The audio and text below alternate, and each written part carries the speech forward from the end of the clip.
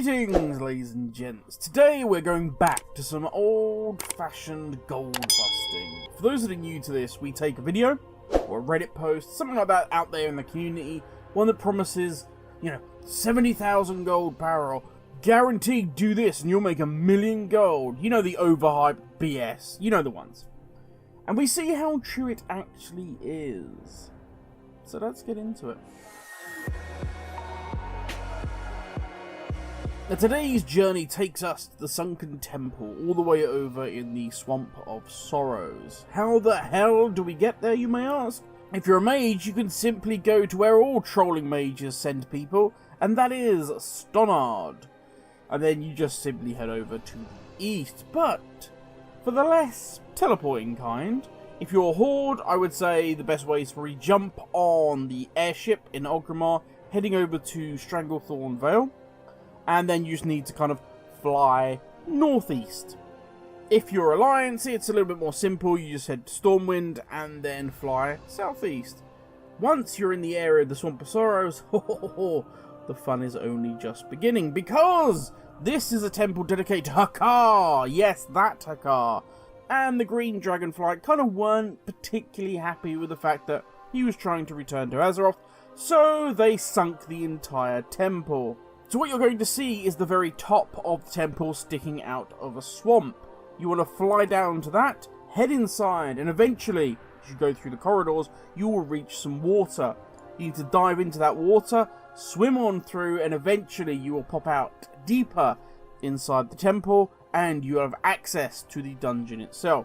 Yes, after all that, this dungeon better be worth it. And that brings us to the point. Grim, why are you making us journey here? What is it we're hunting for? Fortune and glory, kid. Fortune and glory. Okay, obviously, but let's be a little bit more specific. We are looking for the Stealth Blade. It has a chance to drop from within any mob inside the Sunken Temple, and it sells for kind of whatever you want it to sell for. It's a cool 1 million gold plus. Fantastic! It will be mine. Oh, yes. I can basically name my price for this. Let's go get it. Well, here's a few stats for you. According to Wowhead, the eligible mobs killed that can drop this for you are 1,594,879. Out of that pile of corpses, only 166 blades have been looted. Ready for this? That's a 0.0001% chance to gain this blade. So really, in terms of gold making in WoW, this is about as reliable as saying, do you know what? That's it. I've decided my calling is to dig for the Holy Grail. I'm going to find it. And I'm going to look in my back garden. Sure, buddy. There's a chance it's in your back garden, but it's pretty fucking slim. He's out of line, but he's right. But if we're going to farm here, is there anything else that actually makes it worthwhile? If this fabled blade doesn't actually drop for us? Well, like the videos of old we used to make, and in the interest of science, I did 10 runs of the Sunken Temple.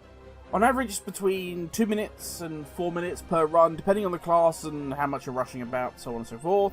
I then broke it down by how much just raw gold we got, how much could we just shove straight in our pockets, then by auctionable items of kind of a decent value. Last of all was everything else, and that could be loot from the bosses or random items like cloth. We are valuing that on its auction value, so it will be on the higher side. And finally we have the grey items that we vendor. And here is the final table. And in truth, it's not really great. If we look on the bright side and assume that all of our greens and blues that are BOE actually sell in the auction house, it's about 2,500 gold per run. That is a massive if. These have generally each item around a 0.1% chance to sell daily. It's pretty rare people are looking for these. If we vendor these items, then we're looking at something on the lines of 166 gold, 42 silver per run. In truth, that's kind of more like it. Now, I'm not saying don't sell them on the auction house, but just be aware that if you're a new player and you don't have a lot of gold, just to sell these items on the auction house is going to cost you about 11 gold each time you put them up for sale, and there is a chance they won't sell. Sure, one of them goes, you're going to recoup a decent amount, but just be aware of that. It is a shame that there's no battle pets or mounts here, else I would say go for it. Farm this until your heart's content. It may be that you're incredibly lucky, and you do find the stealth blade. But even if you don't, there's still a chance of getting, as I say, a battle pet or a mount. I mean, you only need to look at just west of here, and you've got Zul'Gurub, and it's a much more fun prospect. One, I think it's just a nicer looking dungeon, but there's also a chance of getting battle pets and also 2 mounts from there. I'll be entirely honest, for me, this one, which was advertised as a 70,000 gold per hour, easy money, is kind of a big wet fart of a bust for me. Not only is it a pain to get to, requiring you to dive underwater and go through a load of corridors, which means if your bags become full, it's a pain to get outside and start selling stuff again. To me, it's another one of those annoying clickbaity thumbnails. It's a typical example of a fast dungeon, which only takes about 2 minutes, let's say 2 to 4 minutes to run. And somebody going, okay, 2 minutes on average, okay, well, on average, 2 minutes, that means you can do 30 runs in an hour, and you get about 2,500 gold, so that means, yeah, so, if you do this, guys, yeah, okay, it's 30 runs an hour, 2,500 gold, oh my god, you could make yourself 75,000 gold per hour. Douche chill. And that's the whole reason we decided to make videos like this, is because I fucking hate that tactic. Sure, I know it gets views, but it doesn't help players out. There is enough Blizzard already expect us to do just to stay relevant, just to stay current with our characters. You want, of course, to get your M+ done. Maybe you're going to raid as well. Well, if you're going to do that, then you better have all the flasks, pots, food, and everything else you're going to need. For that, you're either going to need gold, or you better be out there farming your herbs, your meats, and whatever else. Of course, not only that, but there's mounts you want to collect. You have alts that you want to play. And that's before even real life starts getting in the way. And you got to go to work or school. That 1 hour of playtime that we get should not be wasted on something like this farm. If you want gold, head over to Cawthra and join a skinning group.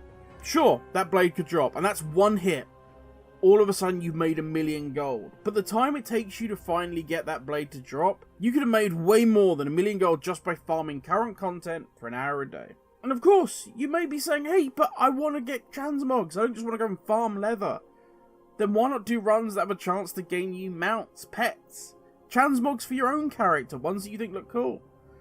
There are loops that you can do that take less than an hour, but have a chance of a load of different mounts, pets, and transmogs. Shameless plug, I have a number of them on my own channel, let alone some of the other fantastic content creators out there who have similar kind of loops that you can do. What I'm saying in a long-winded way is give this one a hard pass. There are way more fun ways to spend your time in Azeroth. That's enough from me though. Thank you for watching, stay safe, and I will catch you all in the next video. Laters everyone.